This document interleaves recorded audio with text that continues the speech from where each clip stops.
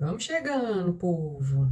Sejam bem-vindos à primeira live pós-férias da Ana. E eu decidi fazer esta live justamente por conta de ter percebido, mais do que eu já sabia, o quanto que leitura de cenário é importante em todos os aspectos da vida da gente. Então, nós vamos fazer a live, eu vou compartilhar bastante coisa da minha carreira, né, como que é importante a gente utilizar leitura de cenário para a carreira da gente, e ao mesmo tempo vou compartilhar o que a leitura de cenário foi me mostrando ao longo da minha viagem, nos países que eu passei, foram 3 países, quem me acompanhou, e tem bastante material, tem bastante coisa que eu quero compartilhar. Quem quiser fazer perguntas, vocês já sabem, pode fazer pergunta, fique à vontade, deixa a perguntinha aqui e eu vou respondendo, tá? Eu vou começando, porque como tem bastante coisa que eu quero compartilhar, eu não quero também me alongar muito, porque eu sei que as pessoas estão cansadas, trabalharam o dia inteiro, querem descansar, tá? A live, já quero adiantar que a live fica gravada no YouTube, no canal da Ana do RH. Então, se você não conseguir ficar aqui, ou se você tiver alguém que você entender que é importante que essa pessoa escute o que a gente está falando aqui, depois indica o canal da Ana do RH, que a live vai estar lá. Mas você também pode fazer um enorme favor para a Ana, aqui, que é mandar essa live para alguém, que é chamar alguém para participar aqui da live com a gente. Então, é só aqui embaixo, tem a setinha, né, o aviãozinho, e você chama as pessoas lá do seu trabalho, chama aquela amiga que fica reclamando do lugar onde está, que reclama do chefe, que reclama das colegas. Tudo isso é leitura de cenário, né? E a gente vai, uma das coisas que a gente vai ver aqui é que a gente, quando a gente faz a leitura de cenário, algo que não tem efetividade é reclamar, né? Porque o cenário está dado, o que a gente tem que fazer depois disso é tomar decisões. Então vamos lá, dados os recados, feitas todas as explicações, vamos efetivamente falar o que é leitura de cenário, para que ela serve, por que ela é importante. Então, não sei se todo mundo sabe, mas leitura de cenário é um termo utilizado que foi emprestado do Exército. Então, o Exército utiliza esse termo, leitura de cenário, por quê? Porque quando vai para a guerra, quando vai fazer a análise do terreno que tem que ser invadido, do território que vai ser invadido, com quem que eu vou batalhar, eu preciso previamente ler muito bem aquele cenário para entender aonde que eu tô indo, aonde eu tô entrando, né? Que cenário que é esse, que adversário que é esse, que ambiente é esse.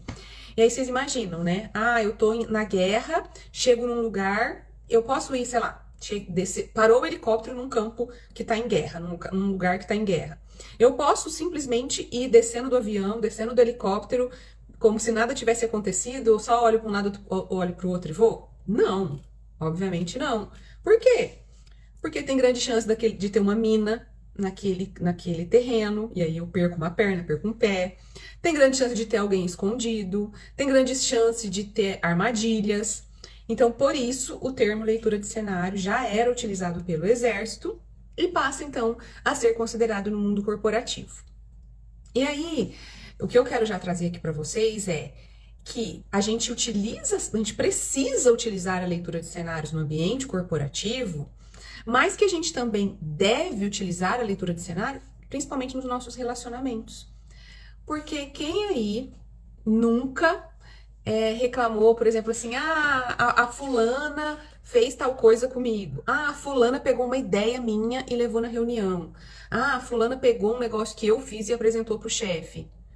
Será que essa fulana não dava indícios nos relacionamentos dela, no comportamento dela com outra pessoa, de que ela tinha esse tipo de caráter? Eu vou até falar caráter, né? Então, tudo isso é leitura de cenário, serve para os nossos relacionamentos pessoais. Então, às vezes a gente conhece o carinha, né? Conhece um boy novo. E aí, de cara, nos primeiros encontros, o rapaz já se mostra talvez mal educado, já se mostra preconceituoso, trata o garçom no barzinho de uma maneira esquisita, faz um comentário pejorativo com alguém que passa no bar. E você É primeiro encontro, tá querendo arrumar o namorado, arrumar o peguete, fecha o olho para isso. Opa, você está fechando o olho para a leitura de cenário, para o cenário que está se colocando à sua frente. Então, leitura de cenário é extremamente importante para a carreira, para a vida, para os relacionamentos. Trazendo agora até para a questão da minha viagem, né? Então, eu comentei com vocês. Eu saí do país, visitei 4 ou 3 outros países, né? E qual foi uma tarefa de casa importante que a gente fez? Entender, ler um pouco da cultura daqueles países, né? Assistir vídeos na internet sobre a cultura daqueles países. Entender o que um país gosta, o que o outro país gosta, que tipo de comportamento a gente que é brasileiro, que tem uma cultura toda particular, um jeitinho todo brasileiro de ser, como que a gente deveria se comportar num restaurante na França? Como que, por exemplo, né? Uma das coisas que a gente viu é que o francês não gosta que puxa papo. Então não adianta você puxar papo com um Uber na França. Não adianta você ficar de conversinha querendo papinho com alguém no metrô na França. Aí às vezes vocês vão falar assim, eu não ia puxar papo mesmo, não sei a língua.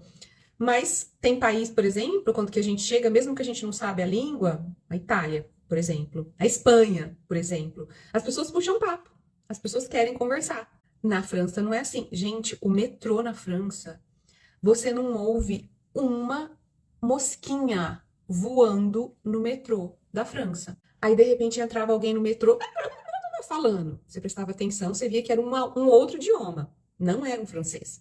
O francês não gosta de papo, não puxa papo, não vem com papinho, com piadinha, né? Então, uma das coisas que a gente fez antes de ir foi fazer esse estudo, fazer essa pesquisa do que eu minimamente posso, para não ser de cara rechaçado, né? Para não me olharem de nariz torto, e o que eu não posso e o que eu posso.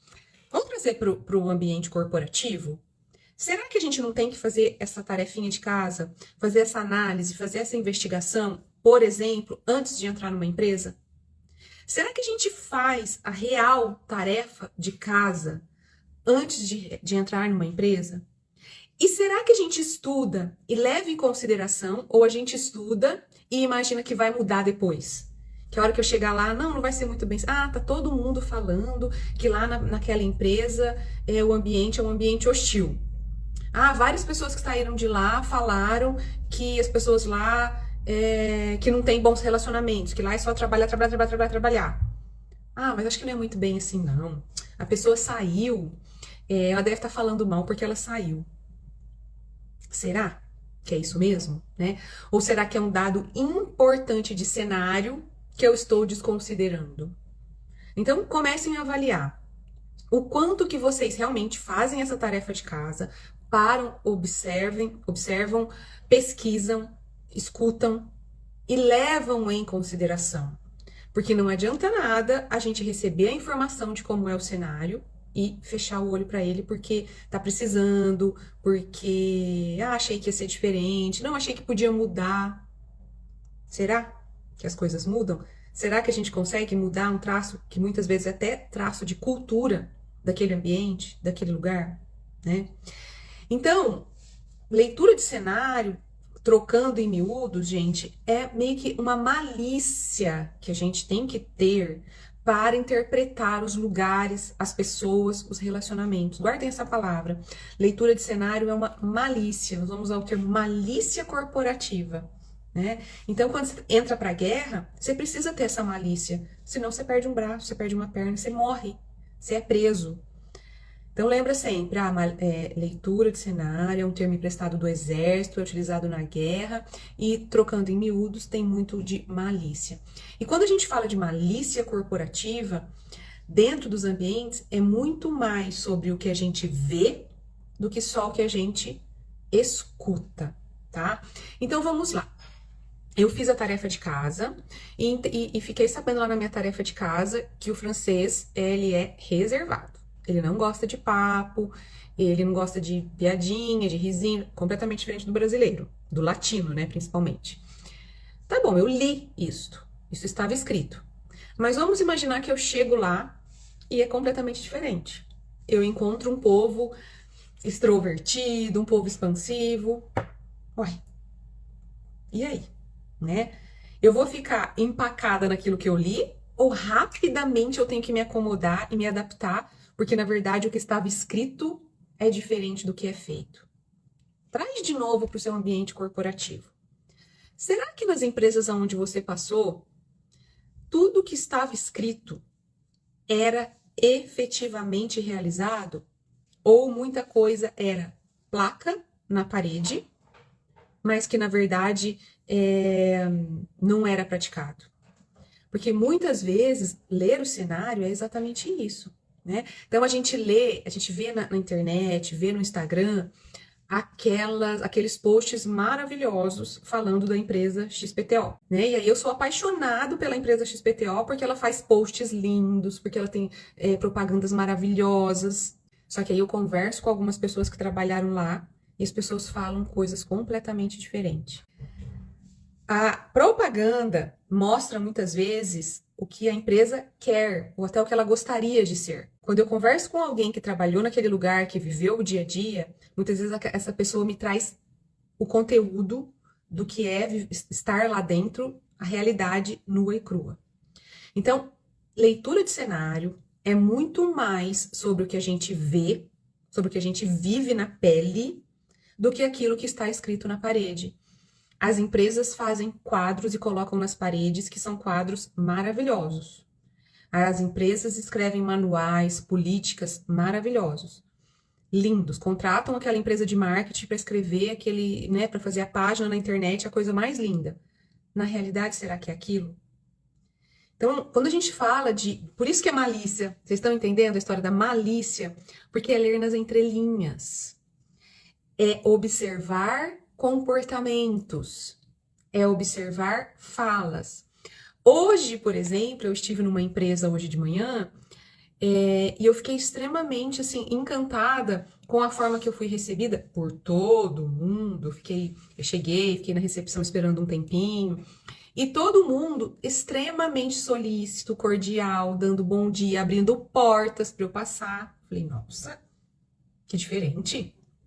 Depois, na hora que eu estava na reunião com a presidente da empresa, ela teve um determinado momento que ela manifestou, ela falou, Ana, eu sou uma pessoa que eu gosto de ser acessível, eu gosto de cumprimentar todo mundo, eu valorizo as pessoas, eu quero que esse seja que aqui nós tenhamos um excelente ambiente. Eu falei, ó, ela está conseguindo passar esse DNA dela para aquele cenário.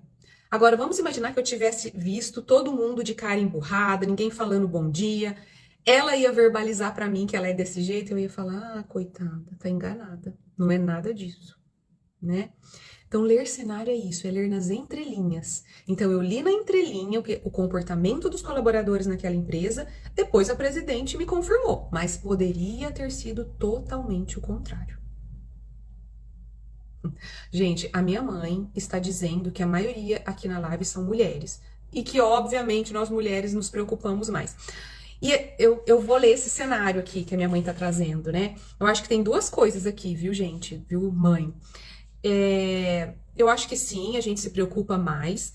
Mas também é porque eu acho que nós mulheres, a gente tem que se preocupar o tempo inteiro em provar mais coisas que os homens.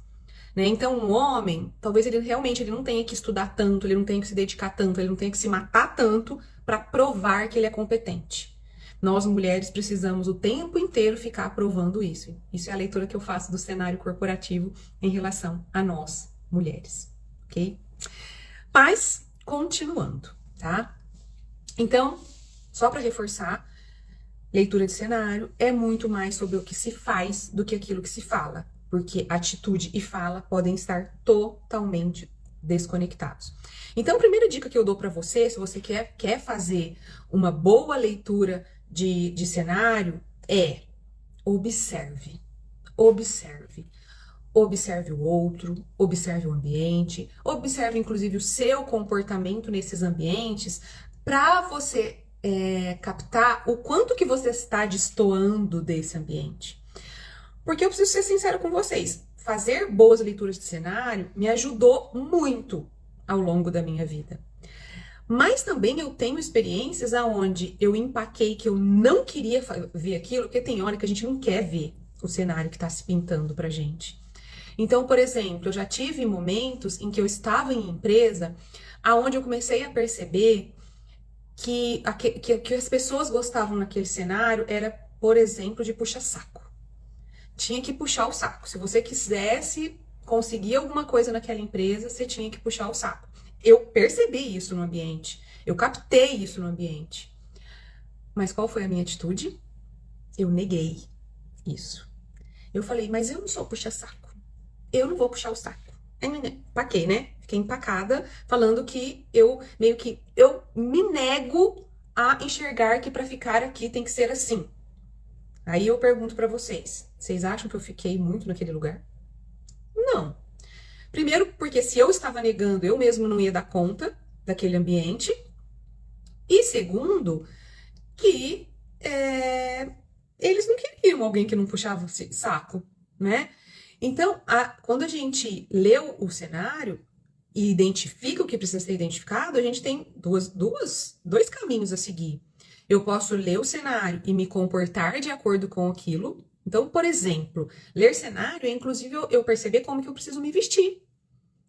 Adianta eu começar a trabalhar num ambiente extremamente formal, olhar à minha volta, tá todo mundo de terninho, de tailleur, de salto alto, e eu falo, mas eu não sou assim, eu não me visto assim. E ir trabalhar de calça jeans, tênis e blusinha. Eu não vou me adequar àquele ambiente. Então, quando eu faço a leitura de cenário, eu preciso entender que eu tenho dois caminhos. Fiz a leitura e me encaixo neste cenário, passo a me encaixar neste ambiente. Ou eu faço a leitura de cenário e rapidamente tomo a decisão de que isto não é para mim, ou você fica dando murro em ponta de faca, achando que não quero me encaixar nesse ambiente e tá tudo bem, e não está tudo bem. Não está tudo bem. Um indivíduo não pode com um ambiente, não pode com um cenário instalado, não pode muito com uma cultura instalada, porque o cenário, na verdade, é o reflexo da cultura. Aquilo que a gente vê, a forma que as pessoas se comportam, aquilo que é valorizado, é o reflexo da cultura. Então, você precisa rapidamente esticar sua anteninha e começar a observar esse cenário, tá? E aí, como que você faz isso? Tá bom, Ana, me ajuda então, como que eu faço isso? Lembra que eu acabei de dizer, você precisa observar muito e escutar bastante. E você também precisa perguntar. Você precisa utilizar muito das interrogações, principalmente quando você chega num lugar novo, quando você recebe um chefe novo, quando você muda de um departamento para outro. Então, tem algumas perguntas que você pode fazer para as pessoas, principalmente para aquelas pessoas mais antigas. Então, sobe a sua anteninha e começa a rastrear. Quem são as pessoas mais antigas aqui? Quem são as pessoas de muito relacionamento aqui? Quem são aqueles queridos que as pessoas querem almoçar? Quem são aqueles que toda hora são lembrados, que alguém cita? O fulano da contabilidade, a fulana do financeiro, o fulano da produção. Opa! Essas pessoas são citadas, essas pessoas são referências. Vai fazer pergunta para essas pessoas. Pergunta, o que é tal coisa? O que está acontecendo ali? O que acontece em tal situação? Por que tal coisa é desse jeito? Por que não é de tal jeito? Por que essa é a melhor forma? O que? Por quê? Como? São perguntas que precisam ser feitas para fazer a leitura de cenário. Isso se chama diagnóstico, gente. Quando a gente começa a fazer um diagnóstico seja o que for, a gente precisa fazer perguntas, né? O que pode? O que não pode? E se fizer tal coisa? E se não fizer tal coisa? Pergunta. E quando a gente pergunta, a gente tem que dar espaço para o outro falar, né? Porque muitas vezes a gente pergunta e o outro começa a falar, eu já disparo falando um monte de coisa. A leitura não vai ser bem feita do cenário se você não der espaço para o outro falar, e falar, e falar, e falar. Isto, essas perguntinhas básicas, o que, por quê, como, quem, de que jeito, e se, por quê, são ferramentas para você entender o cenário. Acho que tem uma pergunta aqui. Eu trabalho em uma escola que, a partir do momento que lançaram o edital de concurso, alguns colegas começaram a puxar saco de toda a equipe gestora. Como não pactuei com aquilo tudo, porque não é consciência, acho que é isso. Então, deixa eu ver quem é que escreveu isto. Acho que é Thaís. Então, Thaís, o que você tem que observar? Você previamente já deve ter feito a leitura do cenário, deveria, né, ter feito a leitura do cenário assim. Essa equipe gestora gosta de puxa-sacos? Porque, com certeza, essa equipe gestora já deu esses sinais, se gosta ou se não gosta. Se esta equipe gestora gosta de puxa-sacos, você, por consciência, né, passar...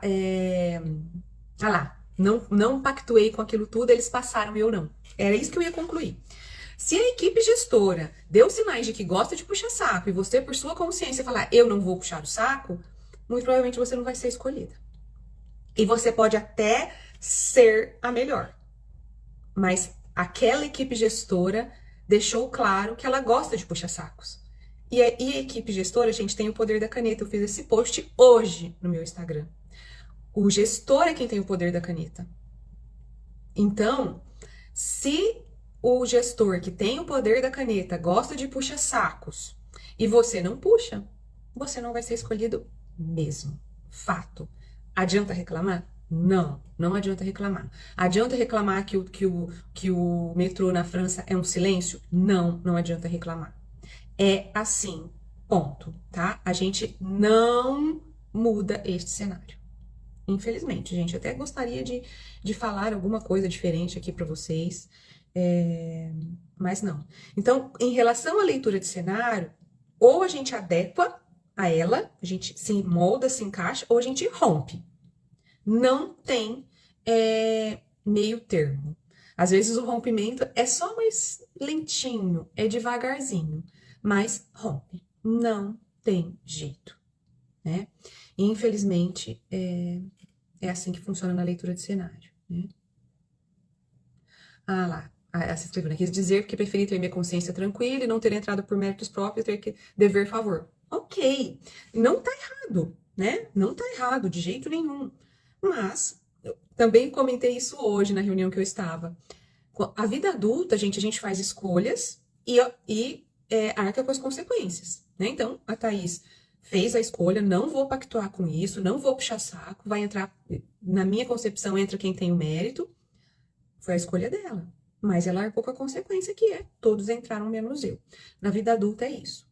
Então, a importância da gente ler o cenário bem feito é principalmente porque se eu faço a leitura do cenário bem feito e tomo a decisão, porque tem que tomar a decisão de ou se encaixar ou romper, junto com a decisão eu já sei a consequência, né? Eu já sei que, bom, eu estou tomando a decisão de não fazer isso. A consequência é X. Estou tomando a decisão de fazer isso. A consequência é Y. Essa é a realidade nua e crua da vida adulta, ok? Bom, tem uma coisa, tem um exercício que eu quero fazer com vocês, que eu trouxe aqui, né? Eu sempre falo, vem pra live e traz papel e caneta, porque vai ter coisa para anotar e hoje tem um exercício, tá? O que é esse exercício? É um exercício que eu, inclusive, utilizo nas minhas sessões de mentoria para ajudar os meus mentorados a ler o cenário da empresa onde eles estão, justamente para entender esse tipo de coisa. Quem que é valorizado aqui dentro? O que essa empresa quer? Quem que tem mais chance de crescer aqui dentro? Porque às vezes as pessoas chegam para mim na mentoria reclamando que estão lá na empresa há bastante tempo, que não teve oportunidade, mas que o fulano do compras, que vou usar o exemplo do puxa-saco, que é um puxa-saco, mas é um incompetente, conseguiu tal coisa. A empresa está dando esta mensagem. Ou assim, aqui na empresa, o meu gerente fala que o que importa para ele são os relacionamentos. Mas o funcionário que é o preferido dele é um cavalo. Como ele fala que o primordial é um relacionamento, mas o colaborador preferido dele é um cavalo. Um cavalo no sentido de ser grosso, da gente, de ser grosseiro, talvez, de ser mal educado. Tem um sinal aí. Tem uma mensagem ecoando de que não é nada disso, não. Ele está falando uma coisa, mas na prática é outra. Então, esse exercício que eu vou passar aqui agora com vocês mostra justamente, é para tentar mostrar para vocês justamente isso. Que empresa é essa? Que terreno é este que você está pisando, tá bom?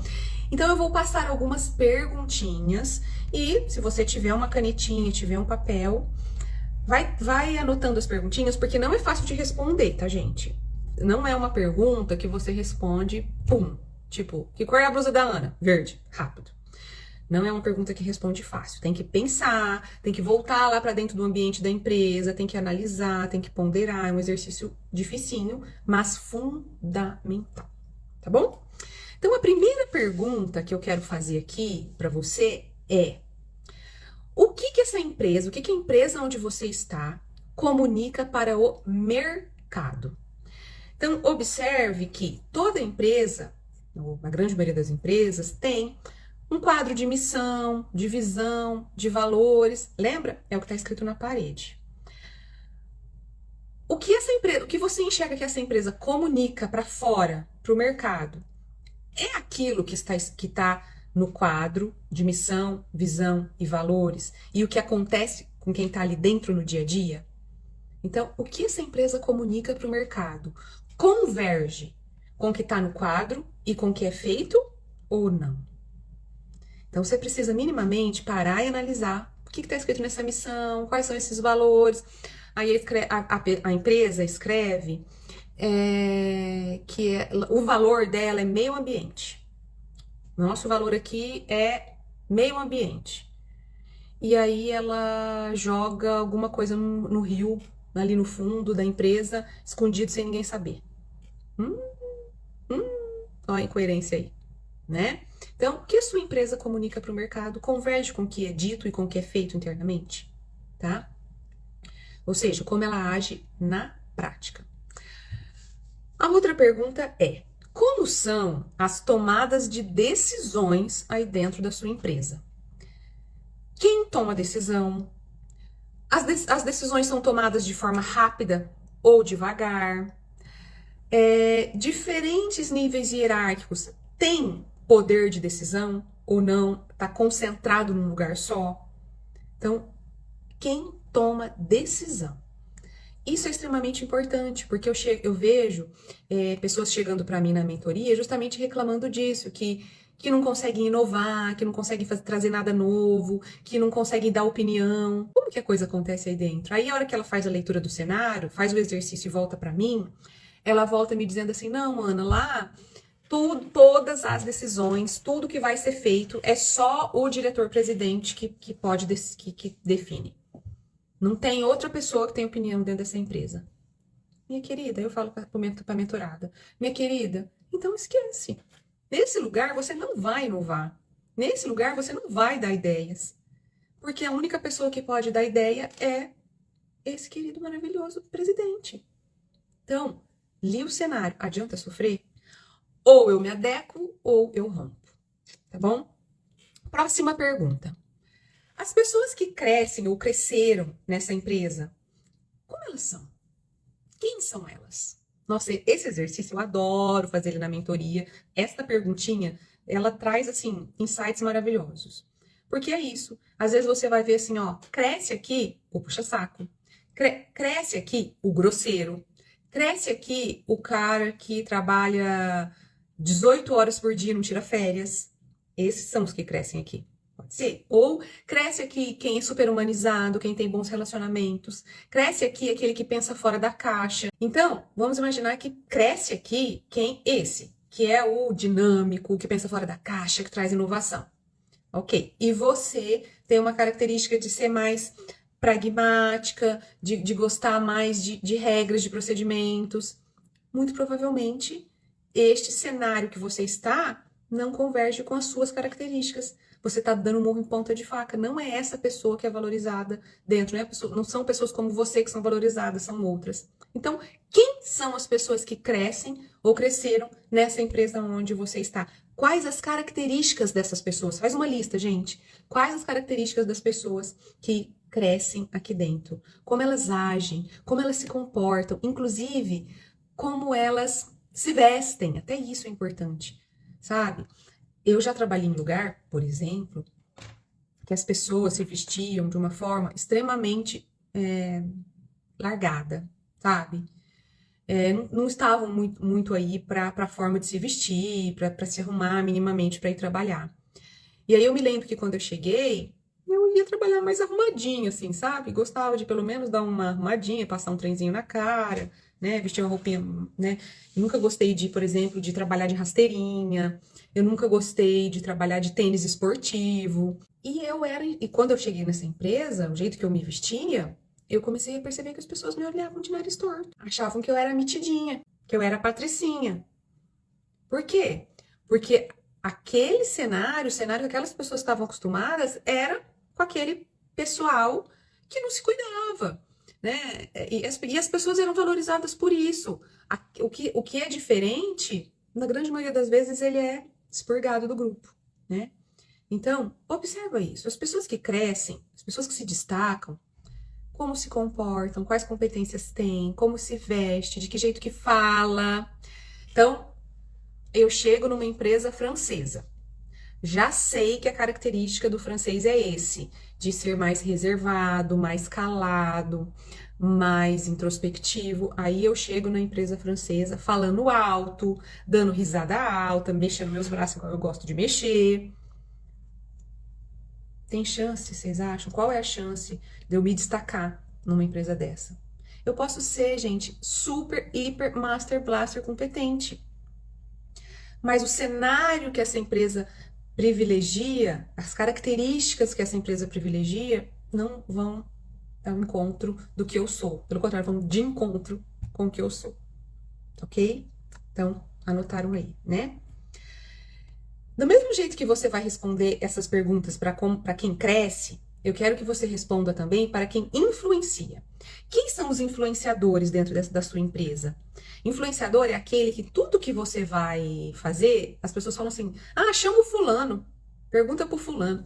Teve uma empresa que eu trabalhei que tinha um menino, um querido, não vou falar o nome dele aqui para não expor, mas ele era um querido. E esse menino, gente, ele era um rojão, né? E aí, ele foi fazendo tanta coisa bacana, tanta coisa legal, blá, blá, blá, que chegou uma hora que ninguém tirava uma caneta de um lugar e punha no outro sem falar assim, ah, vamos ver com o fulaninho o que ele acha. A gente ia fazer uma reunião, chama o fulano para participar da reunião. Teve um dia, eu lembro que eu até falei assim, gente, nós estamos chamando esse menino para tanta coisa, que daqui a pouco o menino que era ótimo, maravilhoso, vai deixar de ser de tanta coisa que nós estamos socando nele, de tanta coisa que nós estamos envolvendo ele. Então, avalie dentro da sua empresa. Quem são os influenciadores? Quem são essas pessoas dentro da sua empresa que todo mundo quer saber a opinião dela? E aí, de novo, anote. Por que que você acha que é assim? Quais as características dessa pessoa? O que que ela fez de bom? O que que ela faz de diferencial? Porque aí você olha para ela e olha para você. Lembra que eu falei que leitura de cenário é avaliar o outro, o ambiente e a si mesmo? Então eu vou fazendo essas perguntinhas, olhando o outro, o ambiente e volto para mim. O outro, o ambiente e volto para mim. É assim que a gente faz leitura de cenário para poder avaliar se a gente se adequa ou rompe. Se adequa ou rompe. É assim. Aí tem uma outra pergunta que é: quais jogos essa empresa mantém? Jogos? Como assim? Gente, eu já trabalhei em empresa, já são 24 anos de experiência, né, gente? Então tem algumas empresas no meu currículo. Eu já trabalhei em empresa onde uma coisa que o dono da empresa gostava de manter, um joguinho que ele gostava de manter, era fofoca. Ele gostava do joguinho da fofoca, ele incentivava o joguinho da fofoca, que era a forma dele ficar sabendo tudo o que estava acontecendo. Então ele incentivava a rádio peão, ele plantava uma coisa aqui, ia ali, plantava outra coisa ali, ia ali, nananã. Todo mundo entrava nesse jogo, todo mundo entrava nessa teia e ele ficava sabendo tudo o que ele queria. Então observe aí na sua empresa se não existe algum jogo que é mantido pela alta liderança, que é mantido pelo proprietário, que é mantido pela gerência, né? Às vezes o nosso próprio líder faz esse joguinho da fofoca no ambiente. com esse objetivo. É um jeito de eu saber tudo que tá acontecendo. Gente que entra sabendo e tem gente que cai de besta nessa cama. Não seja o besta que caiu nessa cama. Você tem que fazer a leitura deste cenário. Ó, a Ana dizendo, o jogo da competição. Tem empresa que valoriza essa competição acirrada. Tá o tempo inteiro cutucando um, cutucando outro, desafiando. Tem empresas que é da cultura essa história do desafio. Tem lugar que é saudável, tem lugar que não é saudável. Não tô falando que é certo nem que é errado. É o jeito do lugar se comportar. Você tem que fazer a leitura desse cenário, entender que jogo é esse. Qual é o jogo que a sua empresa joga, que a sua empresa valoriza. Porque na maioria das vezes as pessoas chegam para mim na mentoria reclamando que não cresce, que não se desenvolvem, que é a fulaninha da TI que se desenvolve porque ela faz fofoca. Às vezes é isso que o chefe gosta. Então ela que, nesse caso, ela tá sendo esperta, simplesmente. Ana, me recuso. Ok. Depois que você fez a leitura do cenário, você se adequa ou rompe. Vocês não vão esquecer mais essa frase. Ou você se adequa ou rompe. Adequa ou rompe. Só. Não tem outro jeito, tá? E por último, eu quero que vocês analisem o que é esperado das pessoas dentro desta empresa. O que é esperado dos colaboradores da empresa onde você está. Então, por exemplo, tem empresa que espera dos colaboradores integração, bons relacionamentos, comunicação, que todo mundo jogue no mesmo time. Tem empresa que espera dos colaboradores, por exemplo, que um suba em cima do outro para entregar mais. Tem empresa que espera dos colaboradores subserviência. O que é subserviência? Ok, sim, senhor, só bater a cabecinha.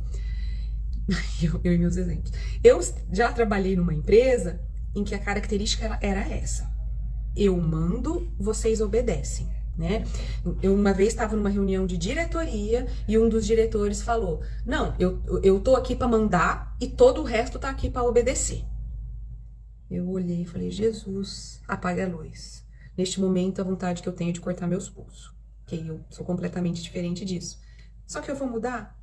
Eu tenho que identificar que o cenário é esse. Nesta mesma empresa que o diretor falou isso, um dia eu estava conversando com um gerente e um gerente falou para mim, e a gente estava justamente avaliando um trainee, eu e o gerente. E aí esse gerente virou para mim e falou assim: nossa, Ana, esse trainee é muito bom. Aí eu falei: que bacana, né? Me fale mais sobre isso. Olha a fala que ele fez, gente. Ele é bem mandado. Ele respondeu, ele falou isso para mim. Então, Ana, esse trainee é muito bom.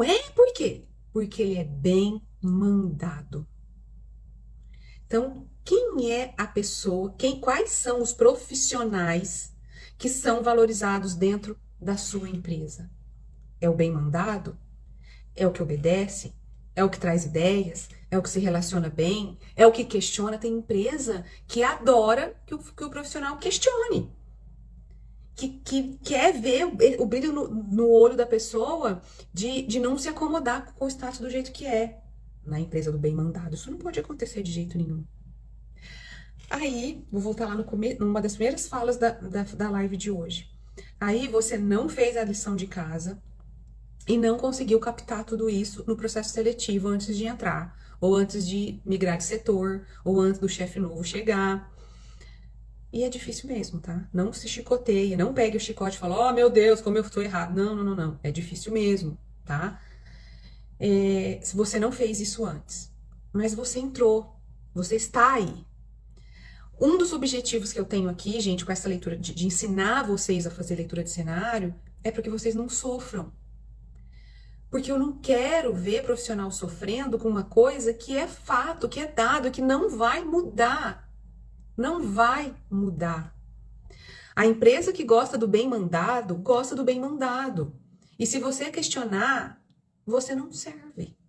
Me recuso, Ana, a ser bem mandada. Querido, se recusa, então rompe e vai procurar uma outra janelinha para você sentar. O que eu quero, que eu tenho muito como missão hoje na minha vida, é mostrar para vocês que tem coisa que a gente pode, tem coisa que a gente não pode.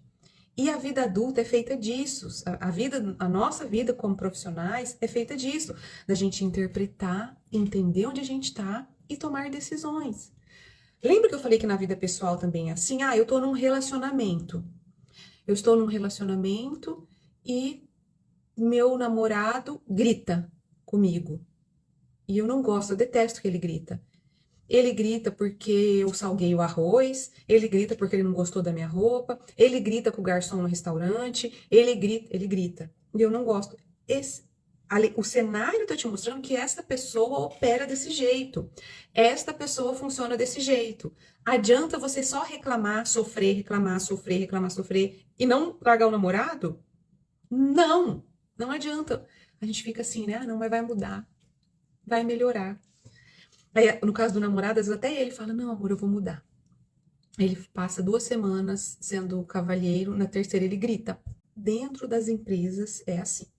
Então, pra gente tomar as rédeas da nossa carreira, tomar as rédeas do nosso protagonismo, essa é a palavra bonita, né? Todo mundo usa, eu uso inclusive.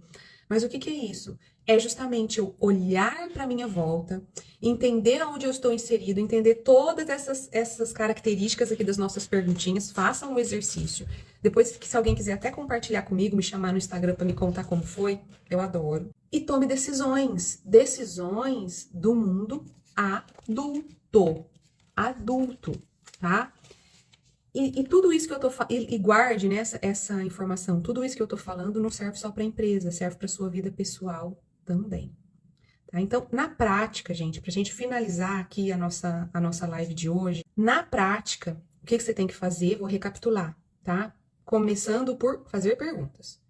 O que, por quê, como, sobe o sinalzinho da anteninha e faz pergunta. O que, por quê, como, quem influencia, o que pode acontecer e se... Faz pergunta para quem? Você vai fazer pergunta para aquele coitadinho que tá no cantinho, acuado, fora do grupo, igual você mesmo que acabou de chegar? Não. Você vai fazer essas perguntas para quem influencia, para quem cresce, para quem é ouvido, para quem já tá ali há 20 anos e aguentou ficar ali 20 anos. Se essa pessoa tá aqui há 20 anos, ela tem muito para contar. Então, faça perguntas, certo? Outra coisa, gente, que é muito importante, sabe? Não vamos botar panos quentes nas coisas. Identificou um comportamento, identificou alguma coisa acontecendo, dê nome para essa coisa, né? Então, às vezes a gente está vendo que a empresa incentiva a competição e quer que um devore o outro, jogos vorazes, né? Típico jogos vorazes. Assisti jogos vorazes esses dias, por isso que eu me lembrei. Só que assim, eu tenho tanta, assim, me dói tanto o coração de assumir que é assim, que eu fico pondo panos quentes e não verbalizo para mim mesma que esta empresa é assim. É importante você fazer isso. Faz a leitura do cenário, responde as perguntinhas e dê nome, né? Identifique que empresa é esta, que cenário é, que guerra é essa que eu tô entrando. Lembra que a leitura de cenário veio lá do exército da guerra? Que guerra é essa? É uma guerra... tem guerras que são guerras sem armas, por exemplo, né? Pode ser uma guerra de ideias. Opa! É uma empresa onde as pessoas crescem, se desenvolvem, mas por ideias, por inovação. Não, é uma empresa onde as pessoas crescem e se desenvolvem matando uns aos outros. É uma guerra belical, é assim que fala? Não sei, bélica, né? De arma. Então, dê nome. Aqui nessa empresa valorizamos os puxa-sacos. Aqui nessa empresa valorizamos os criativos. Aqui nessa empresa valorizam-se os de bom coração. Aqui nessa empresa valorizam os que gostam de gente. Os RH sofrem tanto com isso, gente. Porque as empresas adoram falar que valorizam as pessoas. Lembra? Leitura de cenário sobre o que é feito, não o que é dito. E as empresas amam dizer que valorizam as pessoas. E aí o RH, com seu coração maravilhoso, acredita nisso. E aí a gente faz a leitura de cenário e tem medo de verbalizar. Não, aqui nesta empresa ninguém valoriza as pessoas. Tem que ser dito. Dito. Tipo Ambev, Samsung é a cultura deles. Exatamente, gente, não existe certo e errado, tá? existe aquele cenário que foi construído, e sim, Danilo, é o reflexo da cultura, você matou a pau, tá? E por fim, seja objetivo, pragmático, tá? Não adianta ficar reclamando, gente. Não adianta reclamar, tá? Leitura de cenário é pra gente identificar. Então, sabe quando você pega um quadro? Peguei um quadro, né? E no começo você bate o olho, é uma pintura talvez um pouco abstrata. Vê se vocês conseguem extrapolar aqui o que eu tô falando. Você bate o olho no quadro, e no começo é uma pintura meio abstrata, e você fica um tempo, você para e fica observando. Só observando, observando, observando. Depois de um tempo de observação, que é esse exercício que eu passei para vocês, depois de um tempo de observação, parece que as coisas vão clareando. E aquilo que até então era um borrão naquele quadro, você começa a ver perfeitamente. Entendi. É uma casa na beira de um lago. Olha, tem um pato aqui no lago. Não, até parece que tem uma pessoa escondida aqui atrás dessa árvore. E o negócio faz. Você consegue enxergar.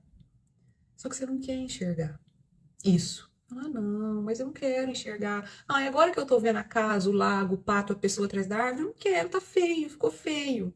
Não quero. Não quero que seja uma casa com o lago, com o pato e com a pessoa. Eu quero que seja uma espaçonave. Eu queria que fosse uma coisa moderna, que fosse uma coisa do espaço. Mas não é. É o quadro com a casa, blá, blá, blá, blá, blá, né? Então, adianta eu ficar reclamando que não é a espaçonave que é a casa? Primeiro eu tenho que aceitar. Tá bom. É uma casa com o pato, com a blá, blá, blá, blá. E agora, o que eu faço?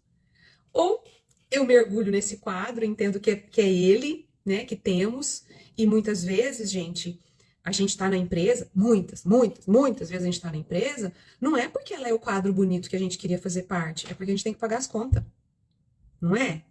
Então, se a gente tem que pagar as contas, né, tem que pagar a prestação, tem que pagar a escola, tem que pagar isso, aquilo, outro, por mais que eu identifique que não é o quadro que eu queria que tivesse sido pintado, mas é o que eu preciso e tenho no momento. Mas reclamar não é a solução, tá? A solução aqui é aceitar que aquele cenário é aquele, né? Aquele quadro é daquele jeito, e ou se encaixar minimamente, né? Naquele cenário, ou romper. Eu tô usando a palavra romper, vou manter nela, tá? Graciano, faz tempo que eu não falo com o Graciano, ele sumiu da minha vida. O Graciano foi meu mentorado. É possível influenciar na cultura da empresa ao ponto de mudar? Na verdade é assim, ó. Cultura, Graciano, muda, tá? Uma cultura muda. Mas uma pessoa influenciar para a cultura mudar? Não. O que pode acontecer é que cria-se feudos dentro das empresas. Então vamos imaginar que você é um gestor, né? Vamos imaginar, não, você é o gestor de uma área. E se a empresa não tem uma cultura muito forte, como por exemplo essas que o Danilo citou, Ambev, Samsung, tem outras, se a empresa não tem uma cultura forte, muito disseminada, você pode criar feudos. Então você pode criar a sua mini cultura. Então você pode meio que se fechar numa bolha com o seu time e você pode fazer essa sua mini cultura acontecer. Se a empresa não tem uma cultura forte, isso até dura, viu? Isso perdura. Empresas que têm cultura forte, a cultura é tão forte que não deixa isso acontecer. Ela mastiga isso acontecendo e joga fora. Eu, por exemplo, já fiz isso de viver a minha mini cultura. Em alguns lugares onde eu cheguei, eu meio que vi algumas pessoas que estavam muito desconfortáveis com aquilo que eu também tinha visto, com aquele quadro que eu tinha visto. Eu meio que me juntei aos bons, sabe? Pessoas que pensam igual, que tem alinhamento de propósito. E juntos a gente fez um feudo ali, né? Geralmente dura um tempo, né?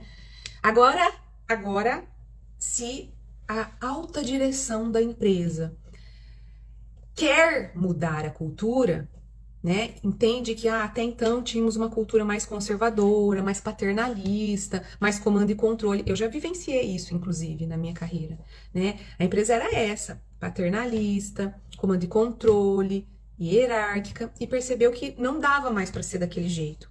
E aí começou-se uma transformação cultural. Mas quem passou essa mensagem de que a gente quer fazer uma transformação cultural, queremos ser uma empresa mais socializada naquele caso, o gestor maior passou essa mensagem. E aí sim, cada gestor de área ia fazendo a sua parte, disseminando, e aí foi mudando a cultura de todas as áreas aos poucos, e a gente conseguiu fazer a transformação cultural. Mas quem faz transformação cultural é sempre a alta direção da empresa, que começa a mandar sinais, começa a mostrar como quer, o que quer, de que jeito quer. E aí a parte de baixo, né, as camadas de baixo vão se movimentando para respeitar aquilo que está vindo lá de cima. Do contrário, de baixo para cima, a gente não faz. Só se a cultura não for forte, a gente faz mini culturas. É assim. Espero ter respondido, e talvez não tenha respondido algo que agrade muito, mas é a triste realidade. Gente, ai, falei tanto. Alguma pergunta? Se não tiver pergunta. Nossa, esqueci minha água, gente. Eu ia tomar água, eu ia falar. Se não tiver pergunta, se tiver pergunta, eu vou tomar uma água, mas eu esqueci a água. Se não tiver pergunta, a gente vai encerrar a nossa live de hoje. Lembrando que o propósito da live foi mostrar para vocês o quanto que leitura de cenário, entender o ambiente é importante para a vida pessoal, para os relacionamentos, para a carreira. Eu comecei a live dizendo o quanto que eu usei de leitura de cenário na minha viagem, né? Então, um outro lugar que eu fui, por exemplo, né? Eu fui para Amsterdã. Gente, Amsterdã, maravilhosa, mas é um povo muito porra louca, né? Muito porra louca. Você desce do trem, cheguei de trem lá, você desce do trem, a nuvem de maconha paira no ar. Adianta uma pessoa extremamente conservadora, não aberta ao diferente, brigar, né, para mudar? Não, eu já sabia, a gente já sabia que Amsterdã seria isso. Mas ao mesmo tempo tem toda a parte boa, né? Eles são livres. Ao contrário da França, eles são mais extrovertidos, eles conversam, parece que eles andam, né, mais felizes. É uma cidade lotada de flores coloridas, né? Todo mundo de bicicleta, cabelos ao vento. Esse é o cenário, né? Então, como que a gente se comporta num cenário desse? Não é o francês que vai se comportar, que vai se dar bem no cenário holandês. E nem o holandês vai se dar bem no cenário francês. Nas empresas menos hierárquicas, peraí. Nas empresas menos hierárquicas, como manter as boas práticas para não virar muitos feudos? Será que eu entendi? Peraí. Nas empresas menos hierárquicas, como manter as boas práticas para não virar muitos feudos? Ó, Graciana, eu acho que é assim, ó. Para não virar muitos feudos, tem que ter uma mensagem forte vindo. Tudo bem que não seja, né, de uma hierarquia, mas tem que vir de algum lugar, né? De um conselho, de um corpo administrativo, né? Então, assim, algumas coisas precisam, algumas diretrizes, alguns direcionamentos precisam vir de algum lugar, né? E aí, sim, hoje em dia a gente tem muito essa história de squads, né? Vamos trabalhar em squads, grupos, né? Que são grupos multidisciplinares. Então, ok, você tem muitos grupos trabalhando, muitos grupos produzindo, muitos grupos gerando resultados, gerando conteúdo, mas a diretriz, a gente vê perfeitamente isso, por exemplo, nas startups, né, nas fintechs, né, tem um direcionamento maior, um propósito maior, valores bem definidos, né? Agora, a prática do dia a dia não interessa muito, é muito mais o fim do que o meio.